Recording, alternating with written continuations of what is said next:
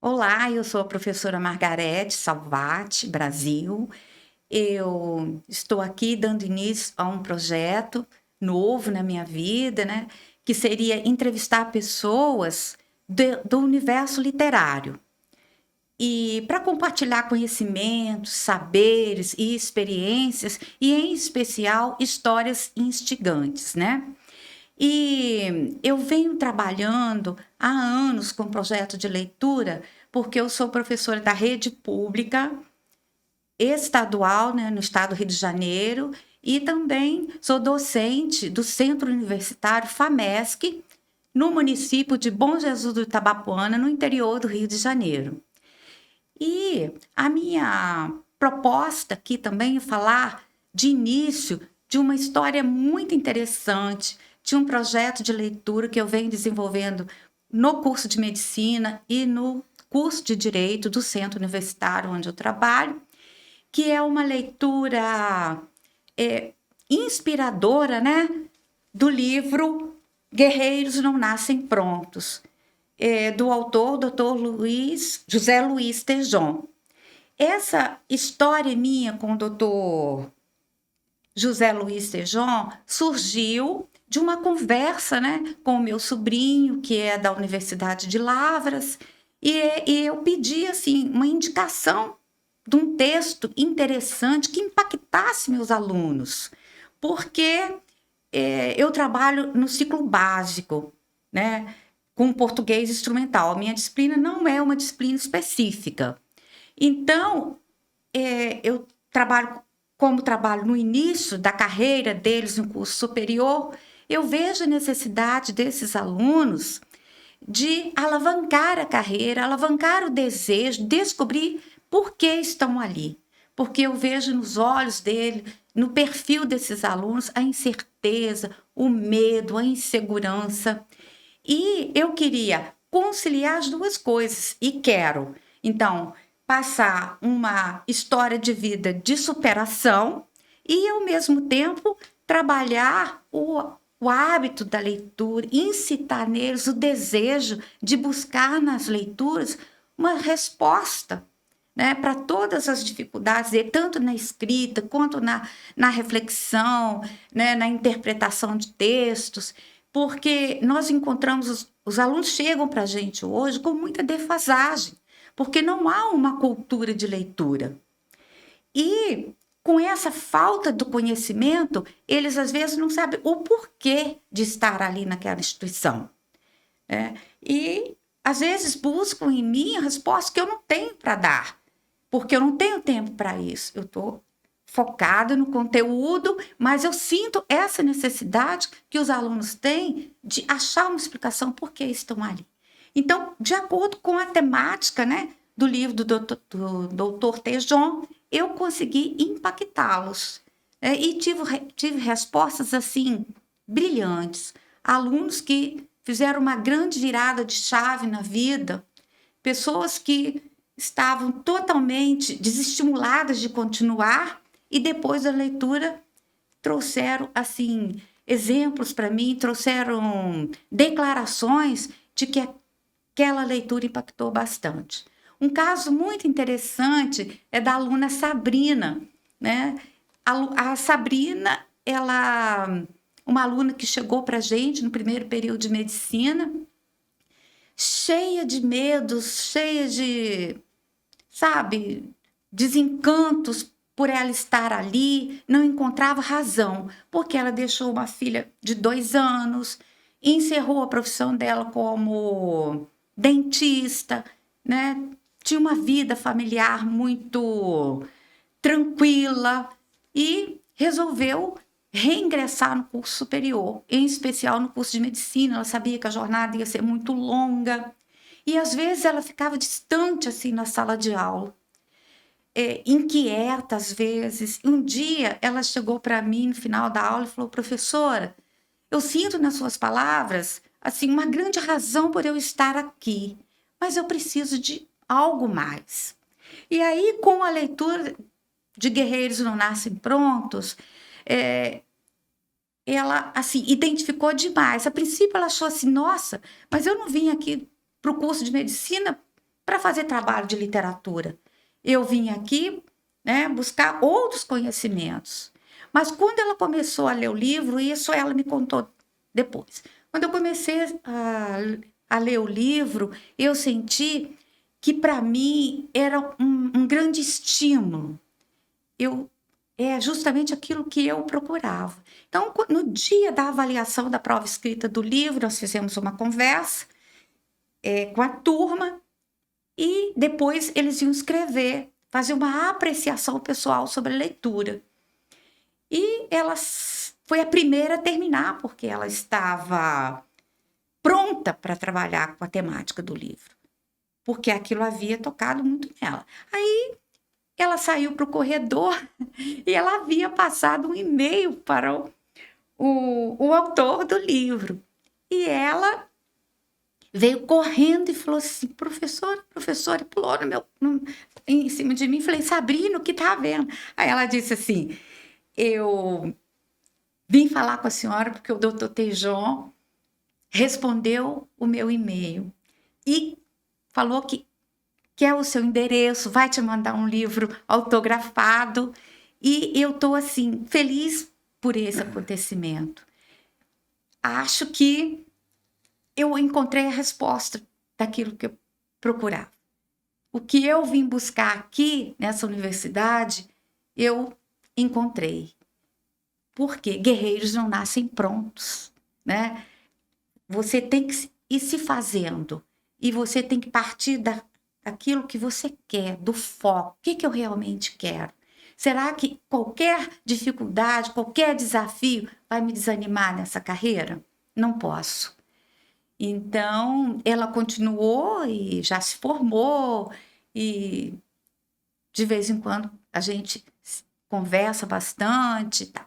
Mas hoje eu estou vivendo um momento muito importante na minha vida, porque eu estou tendo a oportunidade, né, de encontrar o grande autor do livro Guerreiros Não Nascem Prontos. O meu sobrinho Gustavo me oportunizou e Dr. Tejon também aceitou o desafio de conversar comigo. E agora eu vou pedir que ele se apresente e conte um pouco para a gente o que o senhor pensa em relação à leitura para os jovens nesse universo digital agora que traz tantas distrações e que atrai muito mais do que às vezes uma leitura. E outra coisa também, que o senhor contasse um pouco da história do livro, para eu continuar nessa jornada de incentivo, porque eu sou uma apaixonada pela literatura e apaixonada pelo magistério. Muito bem, professora Margarete. Professora é um anjo, né? Porque o autor pode escrever, mas se uma educadora, um educador não decodifica isso, muitos jovens não vão pegar. Então, seu papel de educadora é um papel fascinante, porque o planeta Terra é um planeta de educação. Nós estamos aqui para aprender, nos aprimorarmos. E eu diria à querida e nobre professora Margarete que amor é aperfeiçoamento. Quem ama, aperfeiçoa. E esse aperfeiçoamento, que significa como aquelas pedrinhas dos rios de correnteza, que vão se burilando, né, que vão se desgastando ali no encontro da sua essência. Então a jornada da vida é uma jornada de aprendizados. E constante, né? O tempo inteiro. Nós não podemos perder tempo não nos aperfeiçoando. E na busca desse sentido de vida, nós vamos vendo muitas coisas que nós não somos. E a gente só vai saber e encontrar o nosso dom, que é onde a gente encontra a nossa grande felicidade, é quando encontramos o dom. Até eu tenho brincado um pouco com os meus amigos aí padres, eu digo assim, olha, como é que é lá a reza do Pai Nosso, né? Pai Nosso que estás no céu, santificado o vosso nome, venha a nós o vosso reino, seja feita a vossa vontade, o pão nosso de cada dia nos dai hoje, não. O dom nosso de cada dia nos relembrai, porque é com o dom que eu vou conquistar o pão.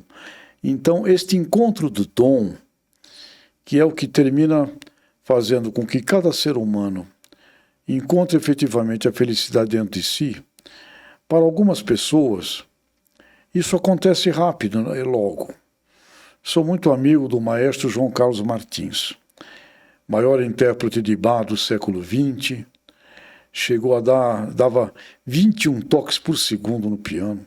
Quando ele descobriu o dom, cedo, no caso dele, tinha uma ferida no pescoço, purgava, cheirava mal, ele tomava injeções e ele tinha muita vergonha de sair na rua. O pai comprou um piano e colocou um piano em casa. O João, com 6, 7 anos de idade, pegou o piano e ali brotou o legítimo dom que o João tinha, tá certo? É raro acontecer isso, tá certo? Então, nós não nascemos prontos. E voltando até um pouco à história do João, quando ele está com 65 anos, ele não pode mais continuar tocando por um acidente, e aí ele vai fazer outras coisas, dá errado. Atenção, quando dá errado, pode ser legal. Deu errado porque tinha que dar, tá bom? Dava errado as coisas que ele foi fazer. E ele volta à música e ele vai aprender a ser maestro. Ou seja, o dom, mas num outro patamar, que não era mais o do intérprete.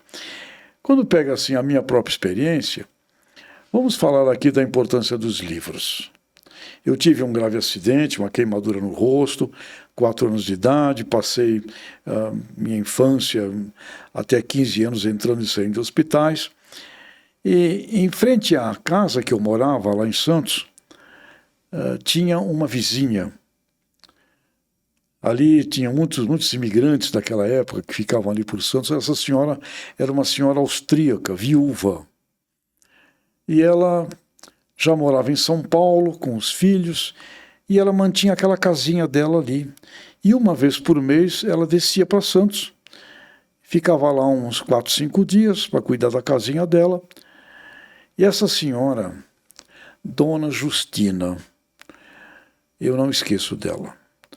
Uma senhora austríaca, já idosa. Toda vez que ela ia para Santos, ela me levava um livro para ler. Eu tinha ali, naquela época, uns 8 anos de idade, 9 por aí, e já estava em casa, fora dos hospitais. Ela conhecia a minha história, morava em frente, e quando ela chegava, ela ia me buscar lá em casa e me dava um livro de fábulas, que aliás são encantadoras.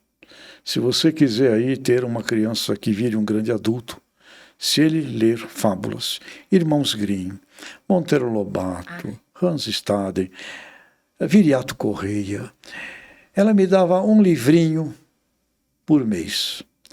E quando ia no outro mês, ela me chamava e tomava a lição. O que você entendeu desse livro que eu te dei? Dessa fábula aqui, do Hans Christian Andersen. O que você entendeu do Patinho Feio? O que você entendeu?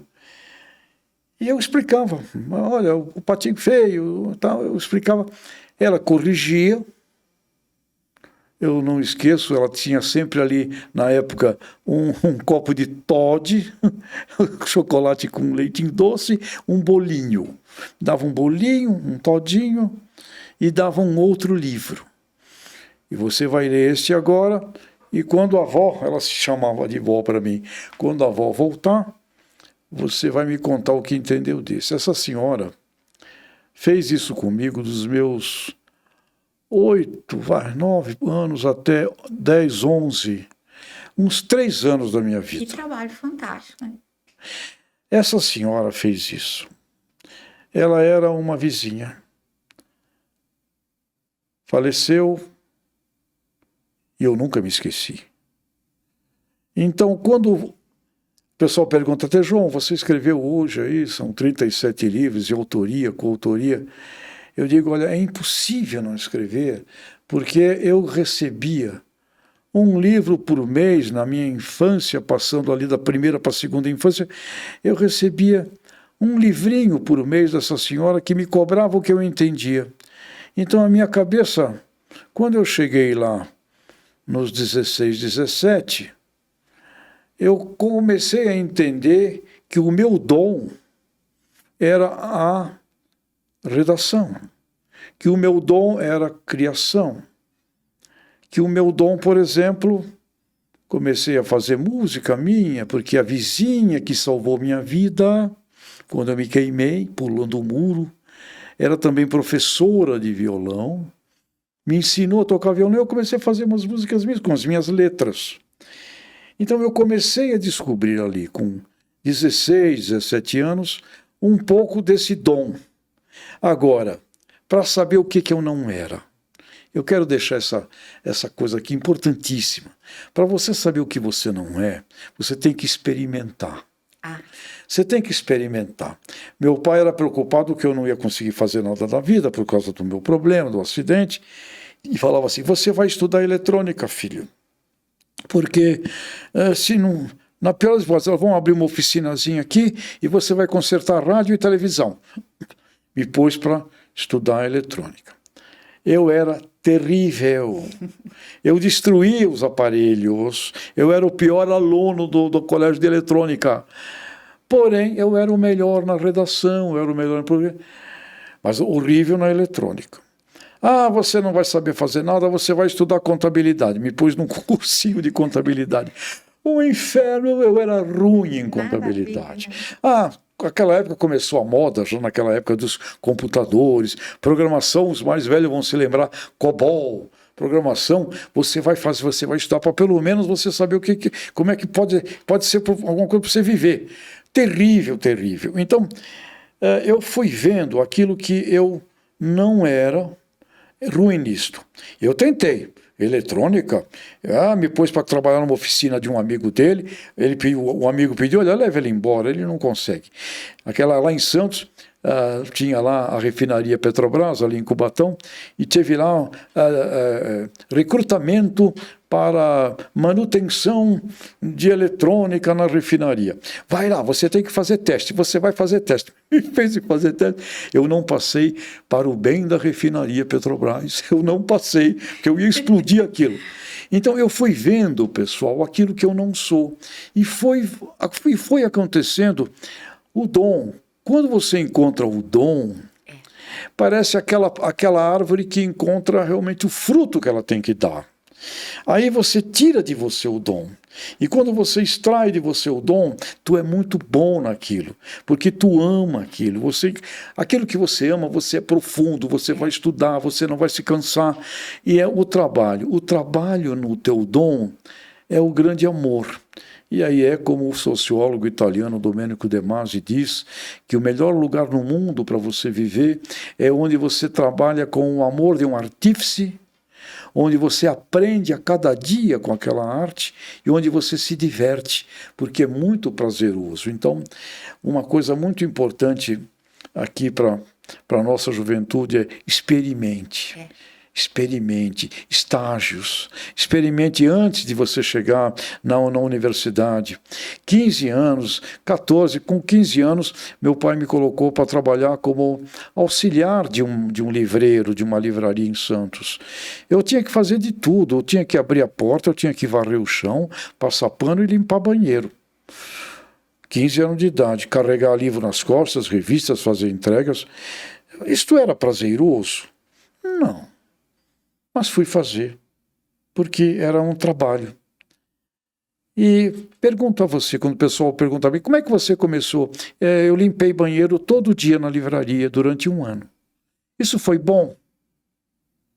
Olha, quando eu fui CEO, diretor-geral de grande corporação, eu ter a consciência do que significava fazer uma faxina, passar pano, limpar o banheiro daquela livraria todos os dias, quando eu olhava para os meus funcionários dos serviços, para os meus funcionários da faxina, eu olhava para eles com um carinho gigantesco. E eu gostava deles. E eles gostavam de mim.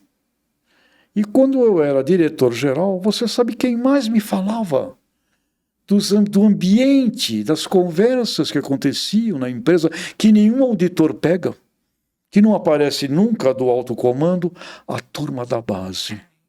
Então, eu recebia, como diretor-geral de grande grupo empresarial, daquela turma da base, um carinho especial. Então, esta coisa, pessoal, é muito importante que vocês compreendam. Tudo o que você vai fazer na experiência e, na verdade, caráter, é você ter o talento, é você se dar a experiência.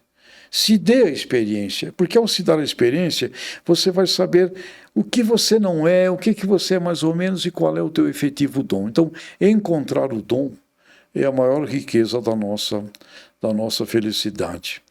E o Guerreiros Não Nascem Prontos surge exatamente de uma conversa lá com o meu editor, em que ele falou assim para mim: Tejão, você é um grande guerreiro. De onde você veio, onde você está. Aliás, definição de sucesso é o que você seria versus o que você é. A distância que separa o que você seria do que você é dá a dimensão do que é uma pessoa de sucesso. E o editor falou para mim: tu é um guerreiro. Mas tu sempre, o que é que tu sabia? Eu falei: não sabia. Guerreiros não nascem prontos. A gente está no aprendizado eterno e você pode estar com 90, 100 anos de idade, e ali você está aprendendo alguma coisa que você não sabia. Então, esta grande abertura para o aprendizado, e o mundo nos exige isso, né? E você mencionou, professora, o aspecto hoje de foco. Você tem o processo das redes sociais presente num celular, que atrai poderosamente o foco, né? Eu tive uma vez uma reunião com o Nicolas Negroponte lá no MIT, Humberto Eco, grande escritor, tive essa sorte. Sorte existe, tá certo também? Atenção que contar um pouquinho com ela, né? Tem circunstâncias. Estou num curso no MIT, veio Humberto Eco, autor do Em Nome da Rosa, com o Nicolas Negroponte, o líder do MIT, do Media Lab, numa reunião, e eu ouço os dois conversando. E o Humberto Eco diz: olha, a internet, a rede, ela é genial, porque você pode fazer uma pesquisa, uma busca sobre Da Vinci, em 2, 3 horas, o que você talvez precisasse gastar anos para ir atrás. Então é riquíssimo isto. E o Humberto falou assim: agora o importante é como que eu preparo toda esta geração para utilizar o lado positivo desta rede no sentido da sua profundidade, versus viver na superfície dela, e a palavra que Humberto Eco utilizou foi se transformando num lumpen digitalis. Aquele insetozinho que fica borboleteando em volta da lâmpada, e você fica dominado por isto. Então, esta educação, eu entendo que é outra coisa importante que nós temos que ter: pais, mães, educadoras, educadores. E tem aqui também um aspecto muito rico deste aprendizado sobre o mundo das redes, que significa o poder do foco. Porque, professora Margarete, numa conversa que eu tive com o reitor do Instituto Mauá de Tecnologia, em São Paulo, depois de observar no mundo do agronegócio, numa propriedade agrícola totalmente digital, totalmente de satélite, totalmente robotizada. Uma operadora, que eu pergunto sempre, né, quando visito essas áreas, quem é o melhor operador? E me trouxeram uma mulher chamada Benigna Alves, o nome dela. Era uma propriedade do Brairo Maggi, lá no Mato Grosso. E ela era a melhor operadora. Aí eu falei, vamos dar uma volta. Ela estava numa colheita de algodão. Entramos na máquina. Essas máquinas são robôs, totalmente satélites, sistemas, ar-condicionado, música.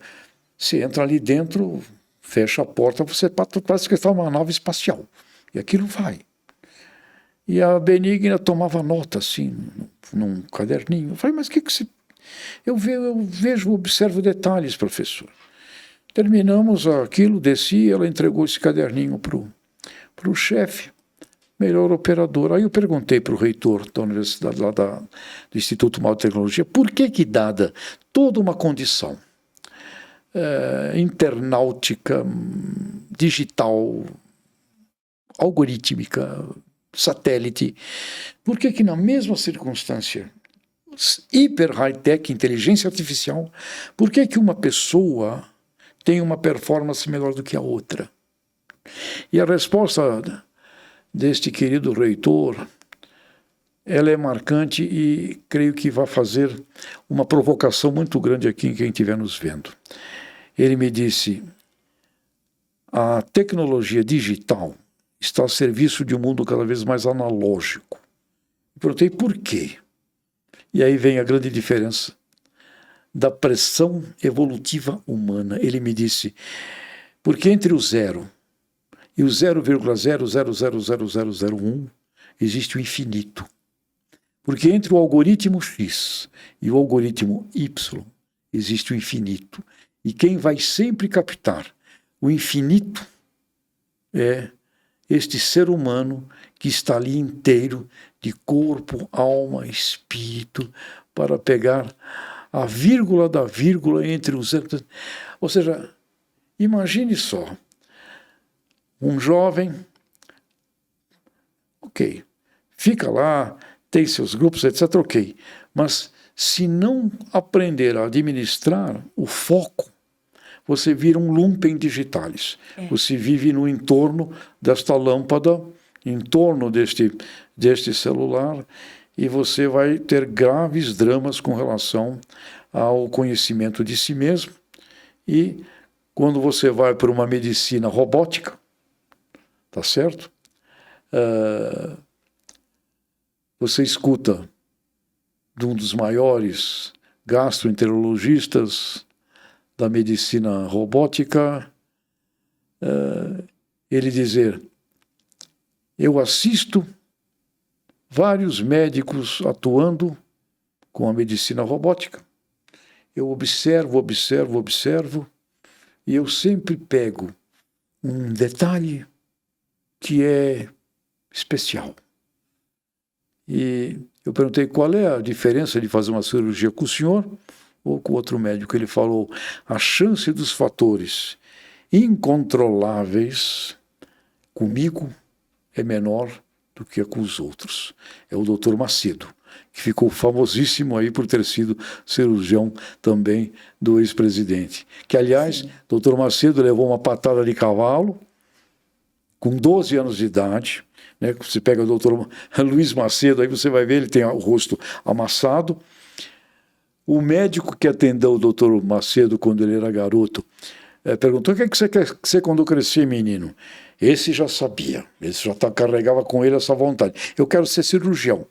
Esse doutor que eu atendo, mas esquece, menino, você perdeu parte da vista, você não enxerga direito, você não vai ser cirurgião nunca. Foi, fez medicina, estava no último ano de residência na Santa Casa de São Paulo. Olha como é a vida. Os médicos no Natal, fica aí, Macedo, você vai cuidar aí das emergências, nós vamos passar aqui o Natal e o Novo fora, depois a gente volta. Se você cuida. Ele nunca tinha cuidado sozinho. E ele me contou. Os médicos vão embora. Primeira emergência. Olha como é a vida curiosa. Primeira emergência que o doutor Macedo vai atender é exatamente o médico que disse para ele que ele jamais seria um cirurgião. Então a vida carrega coisas como a importância que você tem que ter no poder do instante. Instantes definem o futuro. E você capta um instante pela sua expressão em anglo-saxônica, presentness, a sua capacidade de estar presente, que é de estar ali vivendo intensamente aquele particular instante. Os instantes são oferecidos, né? O doutor Macedo é um exemplo rico. Agora, a juventude toda tem que ser encorajada. Com certeza. O encorajamento é algo que nasce da infância. Então eu diria, papais e mamães, vovós, vovôs, titios, se vocês não encorajam uma criança para viver na Terra até 9, 10 anos, será muito difícil fazer isso quando ela tiver 22, 23. Por quê? Prestem atenção. Viver na Terra sempre foi difícil. Desafiador, né? Olha a história do mundo. Professora, se você vê a história do mundo, sofrimentos, guerras, perseguições, mortes, pragas, doenças. O Brasil, professora, o Brasil foi formado por imigrantes que vieram de outros países em condição de sofrimento, de dor, fugindo de fome, de miséria. Aqui nos misturamos todos, formamos uma sociedade toda mestiça, miscigenada, mas de gente sofrida. O pessoal que veio para o Brasil, os primeiros portugueses já se casaram com índios, formaram os mamelucos, que era já uma mistura de português com índio, negros, formamos aqui uma população de mulatos, de miscigenados, oriundos de Itália, de Espanha, de Japão, Oriente Médio, e gente que veio para cá num grande sofrimento. Então, a dificuldade de viver na Terra, ela é da história humana. Compreender que eu tenho que enfrentar isto, que não importa onde quer que você esteja, você vai ter enfrentamentos para fazer, que não sejam os mesmos, talvez, de tanto suor, sangue das nossas gerações anteriores, mas vem aí sofrimentos neurônicos, sofrimentos de pressão, de evolução, de acompanhamento científico, tecnológico, comportamental, que é uma gigantesca pressão.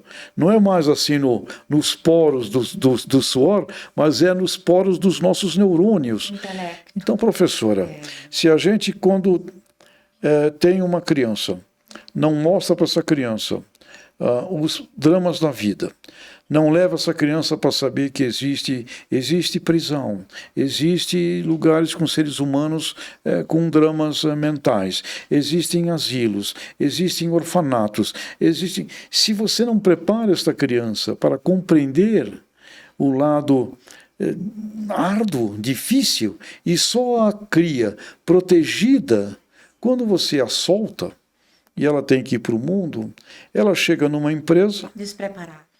Até passa positivamente numa faculdade, entra numa corporação, numa empresa, e chega na empresa, ela começa a ver, aquele chefe não gosta de mim, olha, me puxa um tapete, não vou com a cara daquele. Ela começa a ver e viver num ambiente corporativo, que é um ambiente também competitivo, também exigente, ela consegue ali, naquele espaço, de uma profissão, de uma carreira não ser bem sucedida, porque traz medos de vida e espera um mundo perfeito. Infelizmente não é perfeito, e acho que a nossa única missão na Terra é trabalhar para aperfeiçoar o mundo, porque quem ama o mundo procura transformar o mundo para melhor. Então, o mundo não nasce pronto, nossa vida não nasce pronta, guerreiros não nascem prontos, e nós estamos aqui para até o último segundo instante dessa vida procurar extrair de nós o melhor, não só para nós, mas para todas as pessoas que a gente possa apoiar, ajudar, né? Então, e estimular. Só para a gente finalizar, eu como educador, doutor Tejon, eu tenho uma preocupação com essa juventude que está se apresentando para a gente, está chegando para a gente. Porque eles não tiveram a mesma experiência que a gente teve de ser criado num seio familiar com os pais presentes. Então, eles vêm mesmo totalmente despreparados para a vida. E, assim, isso aumentou muito a carga da gente como educador. A gente não tem só que instruir, levar o conhecimento. A gente também tem que trabalhar o emocional, o incentivo, sabe? Fazê-lo acreditar que ele pode, que ele é um ser humano como qualquer outro e que ele dispõe, né, de habilidades, de formas de conduzir a vida que só precisam ser um pouquinho mais exploradas. O senhor pensa desse jeito? Sim, professora.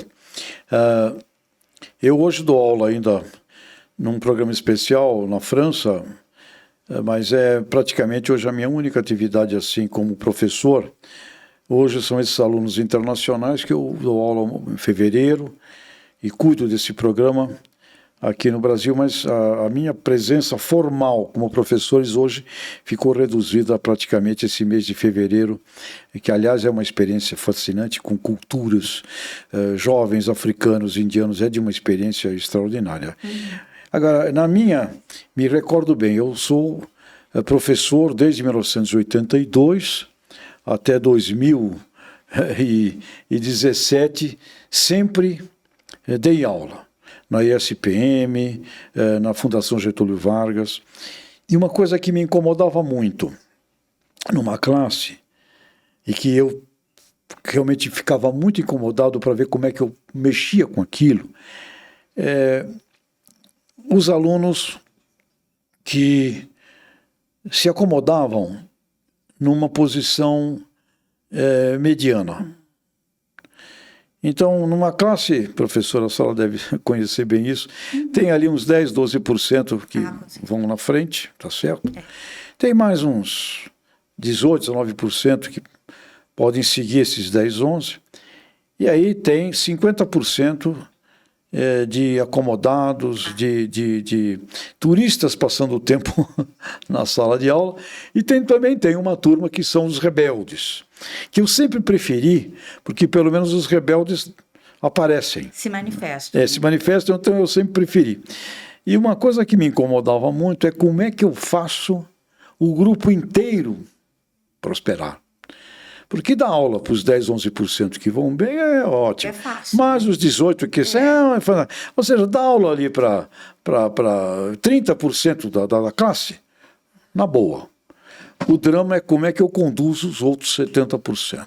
Como é que eu transformo rebeldes em causas úteis e como é que eu mexo com aqueles 50% de indiferentes. Essa é a grande preocupação. Essa é a grande luta que eu sempre senti como educador. E aí eu fiquei observando que eu preciso da ajuda dos 11% campeões. Os 11%, 12% melhores alunos, eu tenho que conversar com eles. Escuta que vocês têm que me ajudar. Não basta vocês irem muito bem, vocês são ótimos, excelentes, diferenciados. A nossa classe inteira tem que ser. Então eu preciso do seguinte, que é bom vocês aprenderem, porque quando vocês saírem daqui, vocês forem liderar numa empresa, em qualquer lugar que vocês forem, vocês nunca vão ter uma equipe que é de gênios. Vocês sempre vão ter gente que é menos desenvolvida e que procura se acomodar e não gosta de crescer. Então, vocês vão fazer comigo uma experiência para elevarmos a média da nossa classe. É o seguinte, você pode falar o que você quiser racionalmente. Se você não conquistar o coração desses 50%, 70%, você não chega no racional.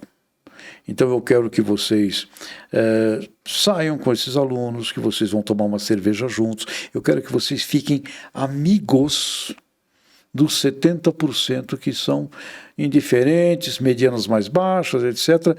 Porque a partir disso, se eles gostarem de vocês, eles estarão mais abertos para serem um pouco mais parecidos com vocês. Mais próximos. Eu não né? quero que eles virem nota 10. Não.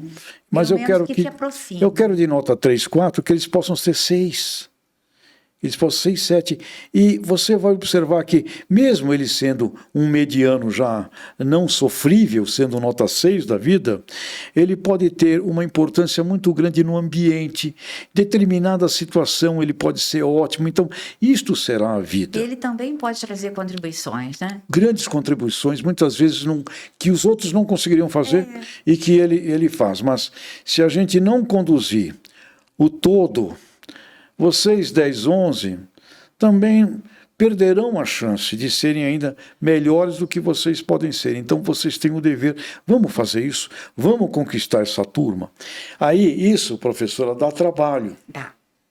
Porque você tem que ter uma vontade de fazer. Vem aqui, pessoal, e tal. E uma coisa que é um certo desafio para o educador fazer, principalmente hoje, que é um pouco mais difícil. Uns tempos atrás, o professor era uma voz totalmente respeitada e os pais simplesmente, ai de você se você desobedecer para o professor ou professora. Agora não é bem assim. Então, eu tive experiências em uma determinada aula, está lá, vejo... trago um convidado importantíssimo daquele assunto e vejo lá 3, 4 não ouvindo, não prestando atenção naquele momento riquíssimo, riquíssimo. E terminado, procuro chamar atenção do pessoal, olha que coisa útil isso aqui, olha que importante isso aqui. Terminado, aquele convidado vai embora, né? Você fica até meio envergonhado. Aí eu falo assim, você... me explica o que o nosso convidado apresentou aqui. Você também que está aí do lado, o que o convidado apresentou? Não sei, professor. Por que você não sabe? Você devia saber. Afinal de contas, eu trouxe aqui a pessoa mais experiente deste assunto, que será fundamental para a sua vida. Então, você devia saber. E da próxima vez, se você tiver algum problema, me avisa, saia. Vai cuidar do que você tem que fazer e volta. Terminada a aula, os 4 vêm conversar comigo. Professor, por que o senhor fez isso comigo? Porque eu quero o bem de vocês. Se vocês fossem meus funcionários na minha empresa, eu fosse o gestor, o diretor, vocês estariam demitidos. Então, assim, uma situação como essa, aprenda em alto nível. Mas, professor, a gente tinha que resolver um problema da empresa que nós estamos falando. A gente tava... Então, chega para mim e fala. Temos um problema para resolver, tal. Ótimo, então vocês podem ir, saiam, não tem problema, mas aprendam a tomar conta dessas coisas. E vocês perderam aqui uma sumidade que veio aqui de graça falar para vocês, e vocês jogaram isso fora, e vocês atrapalharam o grupo. Então, não façam mais isto. Então, essa coisa é algo praticamente de um pai educador. Com certeza. Tá certo? Você tem que ter uma tremenda de uma vontade de fazer. Ou senão, deixa para lá, não aprendeu, que fique por lá, não importa. Mas é inquietante para a gente, como professor, né? Então, a gente quer atingir o máximo sim, a gente que a gente quer. pode. A gente quer que as nossas pessoas... E quando você vai para uma empresa, da mesma forma, você dirige uma empresa, você quer que aquela turma seja a mais bem-sucedida, a mais competitiva, a melhor que tem. E aí, novamente... Guerreiros não nascem prontos. É mais fácil pessoalmente, muito mais difícil para você conduzir grupos humanos a essa excelência. Agora, a base, professora, educação na infância. Isso. Meu pai, adotivo, quando eu queimei o rosto, fiquei com o rosto também deformado. Quando saí do hospital, era um pai português, ele olhou para mim e falou assim, filho, não tenhas vergonha da tua cara, tenhas vergonha na cara. Isso. Um homem é o seu caráter. Um grande legado. O seu trabalho. E tu vais sair, tu vais à rua, e tu enfrentas e tu não me voltes aqui com covardias. Não é? Ou seja, eu fui proibido de viver como uma vítima. Porque vítima, todos nós, num determinado momento, fomos ou De seremos. alguma forma, a gente De alguma forma ou de outra. experimenta isso. Professora, não tem chance alguma de um ser humano na Terra, passando por uma jornada, não ter um momento vítima. Seja uma circunstância a qual for, no meu caso, uma queimadura facial de um acidente com cera no rosto aos 4 anos. Naquele momento eu fui uma vítima. Tá bom.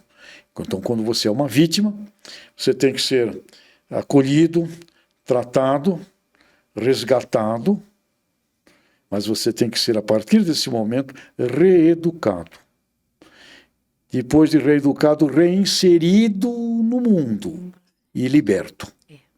Então, todos nós viveremos momentos vítima, mas você é proibido de viver no estado de vitimização. Com certeza.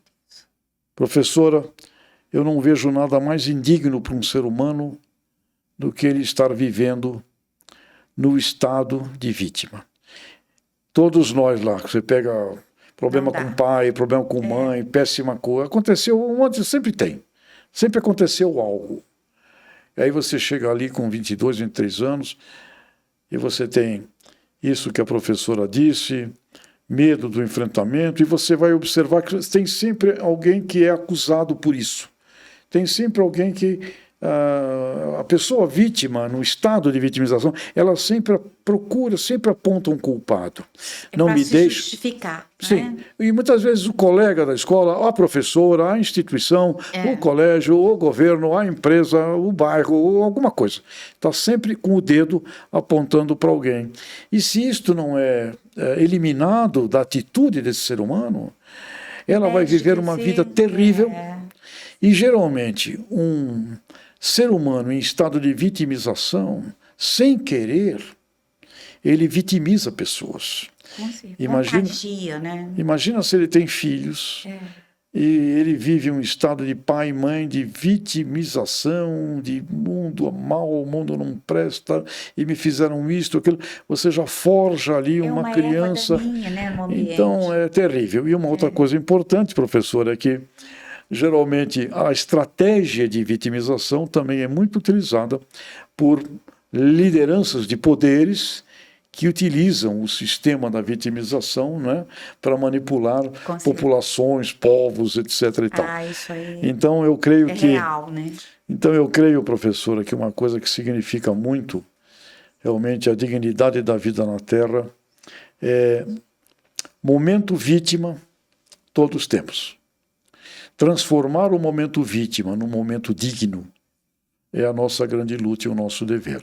Então talvez o meu exemplo com a felicidade, a sorte das pessoas com quem eu convivi, foi um momento vítima de uma adoção. Minha mãe biológica não conheci, meu pai e mãe adotivos, eram analfabetos, mal sabiam escrever o nome. O acidente que eu tive ali, grave, praticamente dos 4 até meus 15 anos entrando e saindo de hospitais públicos, uma convivência em ambientes duros, difíceis, de dores, de sofrimentos, transformar isto, a dor transformada em amor. Com certeza. Eu creio, professora, que muitos seres humanos nossos aqui, cristãos, Jesus Cristo, essas coisas todas que envolvem essa grande luta do amor, né? Mas eu creio que a grande transformação é transformar dores em amores.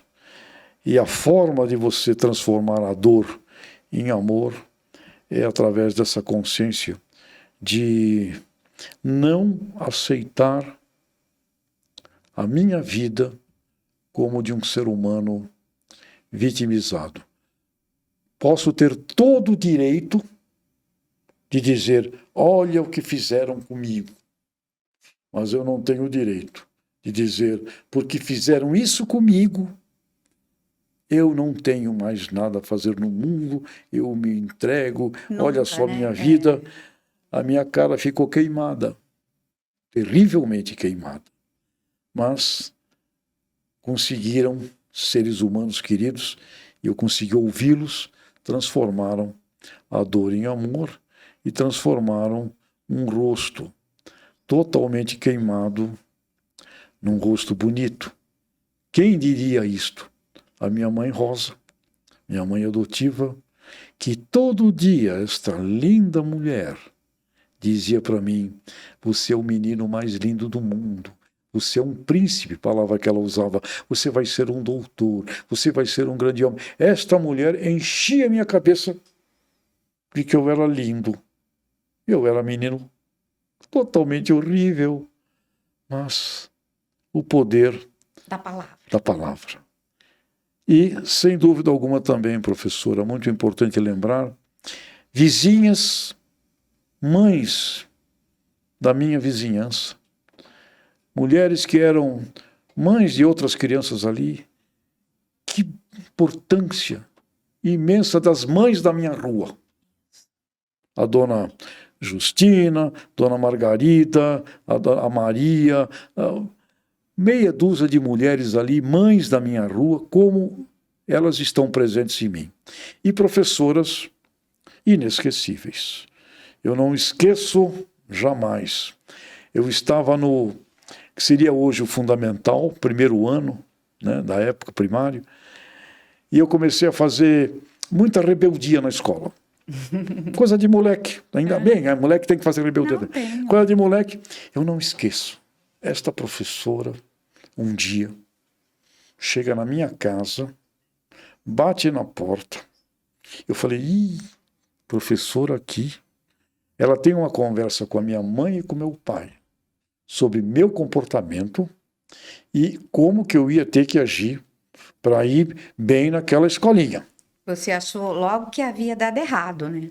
Claro, porque eu aprontava, fazia coisa de moleque, aprontava, jogava coisa, enfim, coisas assim. Normal. Eu via a professora chegar, falar, e via essa professora ir embora.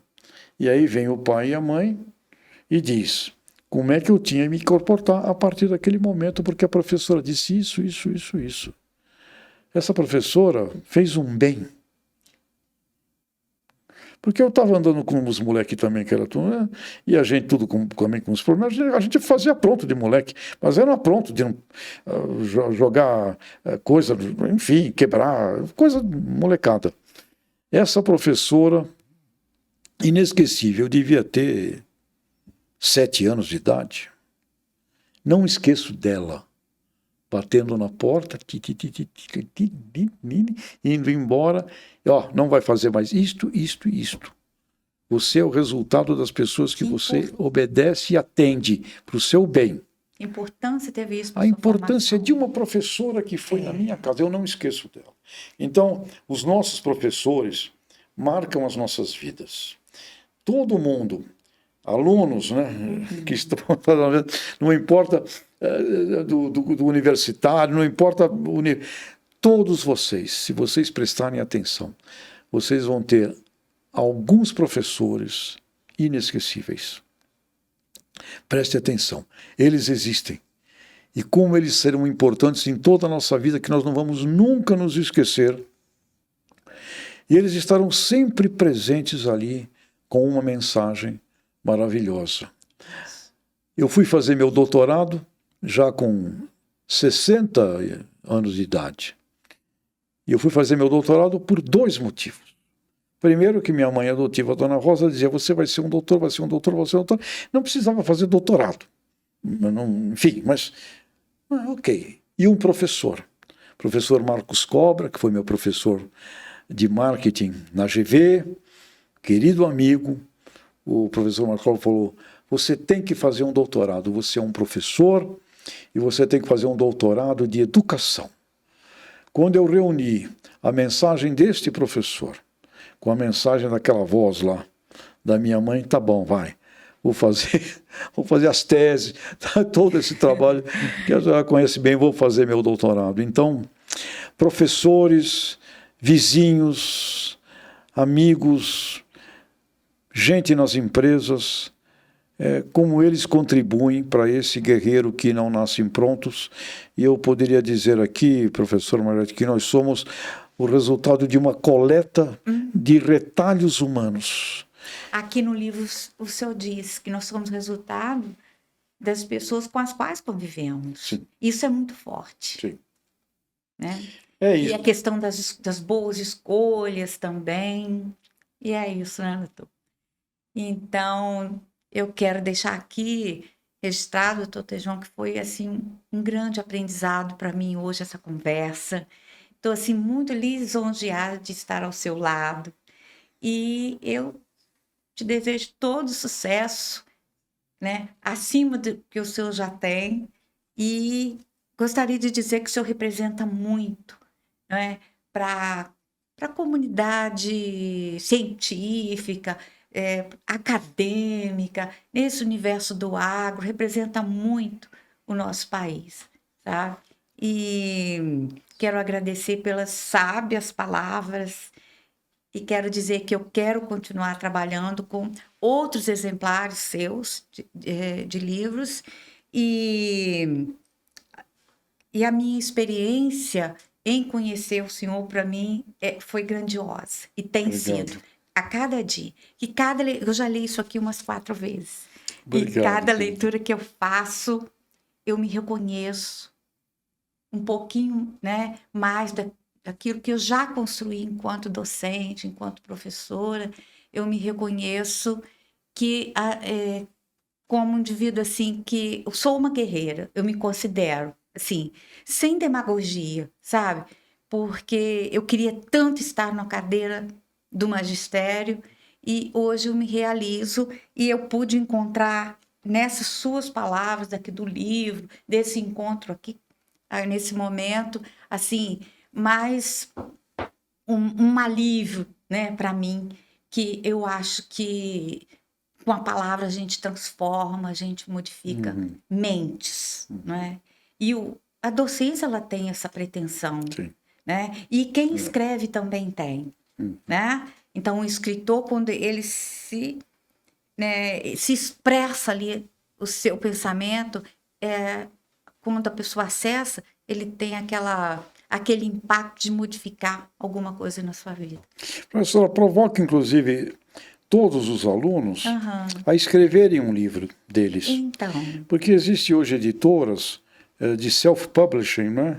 Editoras que você mesmo edita seu livro. sim, E quando você para escrever um livro, você vai encontrar segredos dentro de você. Então seria muito rico essa provocação. Alunos, quero ver todos escrevendo o seu então, livro. eu já fiz esse trabalho na educação básica, Ótimo, sabe? ótimo. Livros de crônicas. Eu descobri uma aluna Muito bom. cronista, assim, ela do interior mesmo, os pais eram produtores rurais, e hoje ela é formada em medicina, passou pelo ProUni, entrou com 100% de bolsa, e ela se descobriu como cronista, coisa Excelente. mais interessante. Excelente. Então, narrativas assim, sabe, de histórias de vida, memórias. Trabalhei com tudo isso, com Olimpíada de Língua Portuguesa, Bom. com esses gêneros textuais. Então, já vivi boas experiências, Muito bom. sabe? E finalizo aqui, sabe, com o meu abraço. Obrigado, E professora. agradeço demais pela oportunidade. E dê um grande abraço na Sabrina. Ah, sim, com certeza. Obrigado, professora. Parabéns. Obrigada, Viva, doutor. viva a educadora Margarete. Muito Obrigada, obrigado. muito obrigada. E viva o doutor Tejon, né? Obrigado. Muito obrigada.